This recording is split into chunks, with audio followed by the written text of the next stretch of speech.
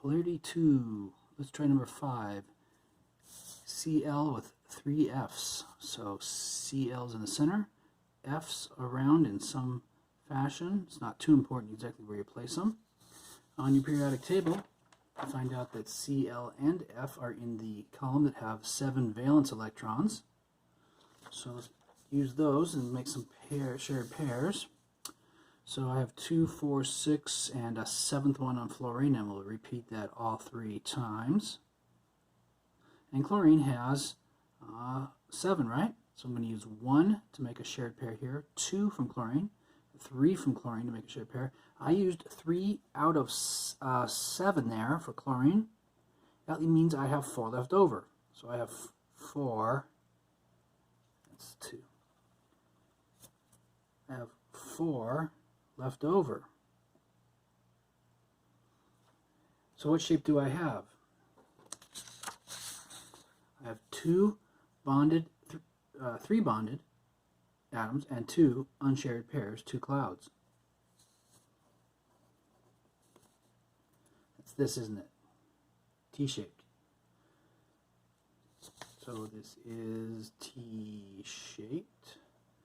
Are these polar bonds? Well, the difference between them would be the difference between 4 and 3. So yes, they are polar bonds.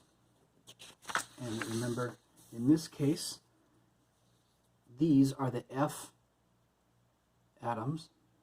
That's the Cl. The F is a 4. The Cl is a 3. So is that a polar bond? Yes. The bonded electrons in the middle are getting pulled toward the fluorines.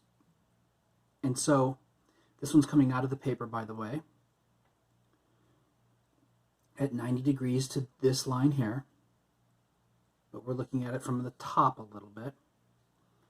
And so what I could say is I could draw a line through the middle so that the back side was very different from the front side. The back side has only clouds, and the front side has this atom sticking out here.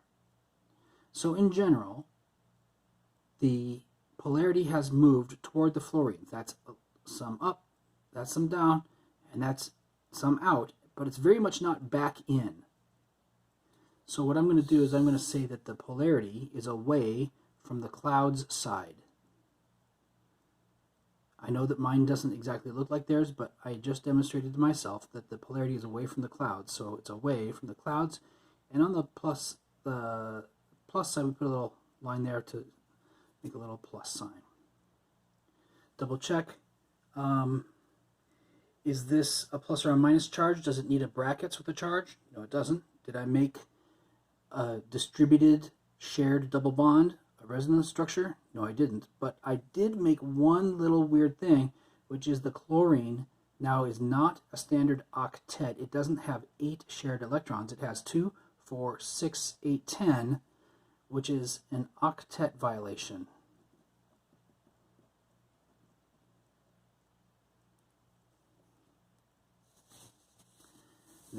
Let's do number 7, CO2.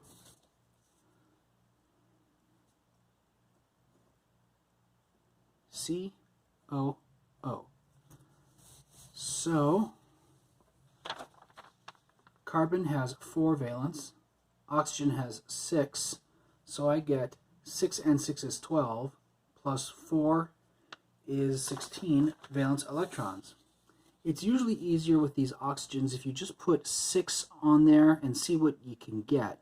There's my 6 and my 6 from my oxygens, and now I said I have 4 more from carbon.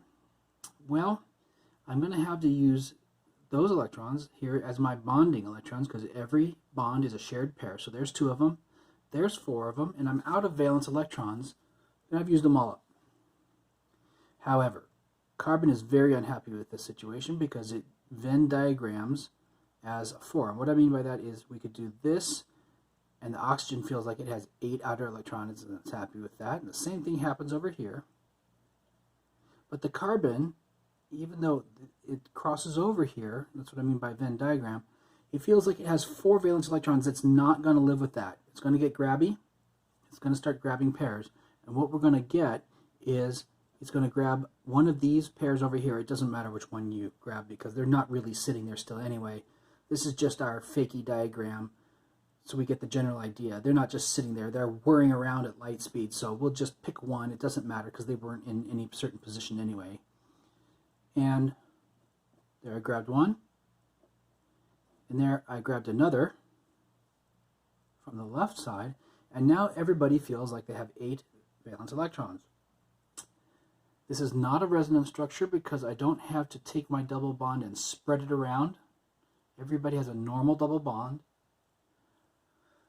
What do I have? A center atom with 2 bonded atoms and no unshared pairs, and that is this, linear.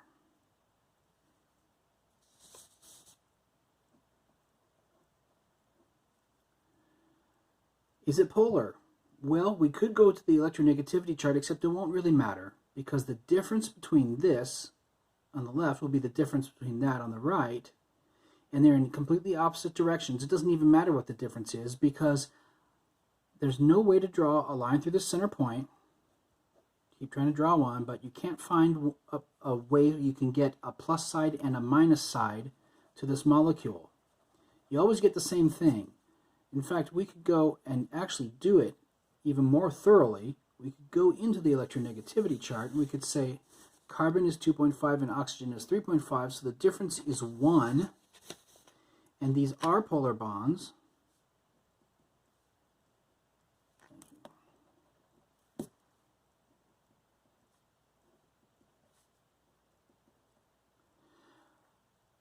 And so this end is a little bit negative. It's changed. That's our symbol for a little bit of change, negative. And this has changed a little bit, negative. And so the carbon is a little bit positive. You don't actually have to write all this in. I'm just trying to be helpful.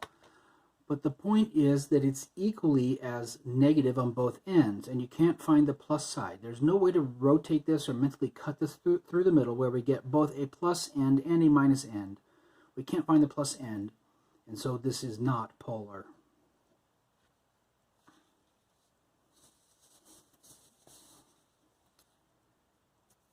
How about we do our classic water? That is number 11.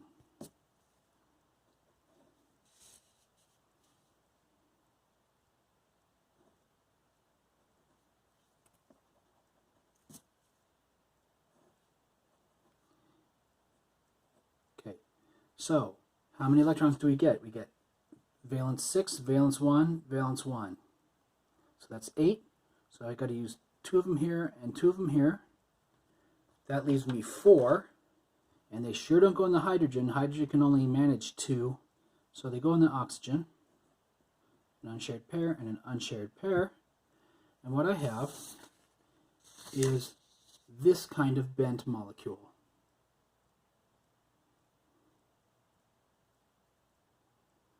So what's the difference between them in electronegativity? And does it even matter? Yes, it does matter because I can very easily put a line right across here and say there's the H side and the clouds side.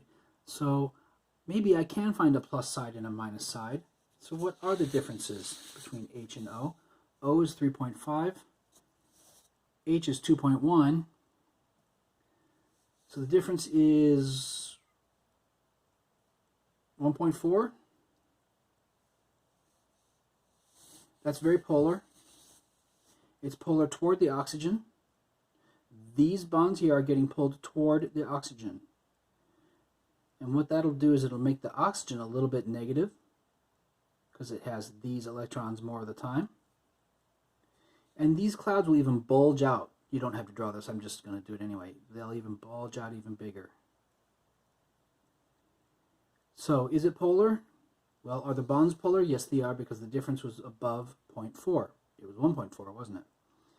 Which direction was it? Toward the oxygen, which actually then goes even more toward the top, if you want to call it the top.